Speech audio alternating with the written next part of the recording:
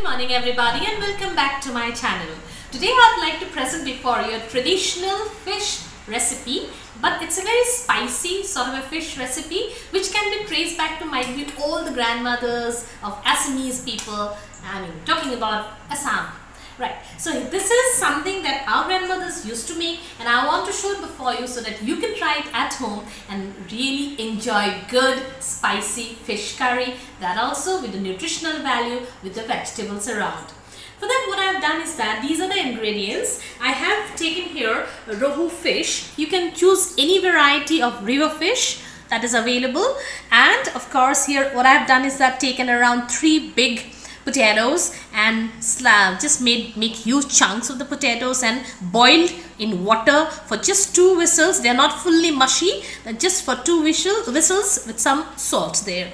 Here I have taken, anyway we just need to remember that this is not the time when we get any cabbages or any cauliflowers in Assam, and therefore when we are talking about these cauliflowers, these florets, they have come from Shillong, and of course they are very special there.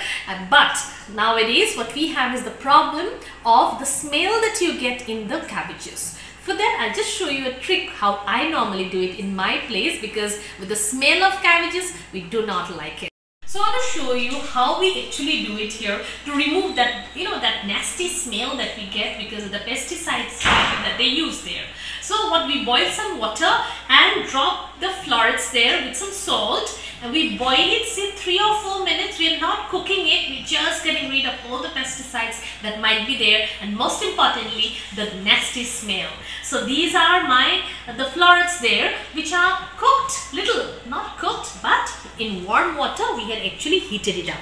And here I have around 3 big onions chopped into as small pieces as possible, and of course some fresh coriander, as much as you want in your curry. And these are the special simple things that all our grandmothers used to use in our houses. Like here we have the 2 special ingredients, the very common ingredients. Like here I have 4 teaspoons of jeera powder or cumin powder, 2 teaspoons of coriander powder or dhania powder, 1 teaspoon of pepper powder. This basically will form the base of the masalas.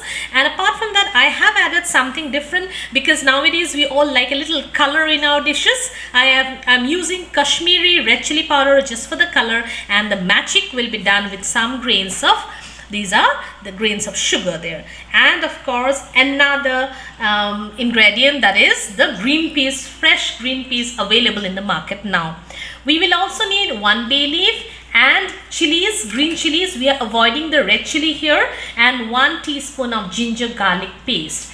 The entire cooking will be done in mustard oil, and of course turmeric and salt is necessary. So let's start cooking. By the way, I just wanted to tell you, I fried this piece of fish in just a smearing of turmeric and salt this is in mustard oil. So let's start cooking. So the karai is heated up there, and then I'm just dropping in 1 and 2 tablespoons of mustard oil there. And as we always do, we wait for the mustard oil to smoke up, because when we are talking about mustard oil, I repeat again and again, we do not like the raw smell when we are talking about making a curry. And of course, we love it in our mashed potatoes. That's what Assam is all about. My mustard oil is heated up. I just dropped some grains of salt so that it doesn't splutter. Onions go in. Right. Onions go in, and give it a nice stir, and almost immediately I'm going to put in the Kashmiri red chili powder, right, and the grains of sugar, few grains, not much, and of course the haldi powder. The haldi powder as much as I need it, say 1 small teaspoon, 1.5 almost. And we give it a nice mix. Now you might ask me, why have I given the sugar, right? Many people might know about it. It's for the color. The sugar will really brighten up the yellow and the red, merge it into a beautiful color. And we are going to give now the bay leaf and the green chilies there. We are avoiding the red chili here, dry red chili. just doing with the green pea. Now this is something what we introduced in a way in our dishes later. Kashmiri red chili powder wasn't used earlier. It came on later into our cuisine. Now, of course, however, I still remember my grandmom used to use the sugar in the beginning of her dishes, which would give the beautiful color, so tempting. I still remember. Now we'll put in other spices, the dry spices that I've shown you. All of them goes in there, and we're giving it a nice mix to the dry spices there. Little bit of salt in here goes in. Okay, and now is the time when I put in the completely the elements or the ingredient which is necessary, the ginger garlic paste goes in. Okay, we are now reducing the heat so that it doesn't burn up. You can just put a little bit of water now so that the masalas do not burn up. Just a tablespoon of water there. Normal water. Right. It's very important to fry up the masala very well. Okay, so that we have this mushed up feeling there. One more thing here, I'm avoiding totally the use of tomatoes, because tomatoes will make my curry tangy, and I do not want any sort of tanginess in my dish today because it's spicy curry there. I'm putting in the green peas. Okay, you just fry the green peas for some time. Now it's very important to give all your heart and soul into your dish. That way your love goes into your dish, I guess. Okay, right. Now I'll put in the potatoes and of course the florets there. Try to give it a very tender mix there. So just subvert and then turn on. Okay. Now we are not going to use any more salt now.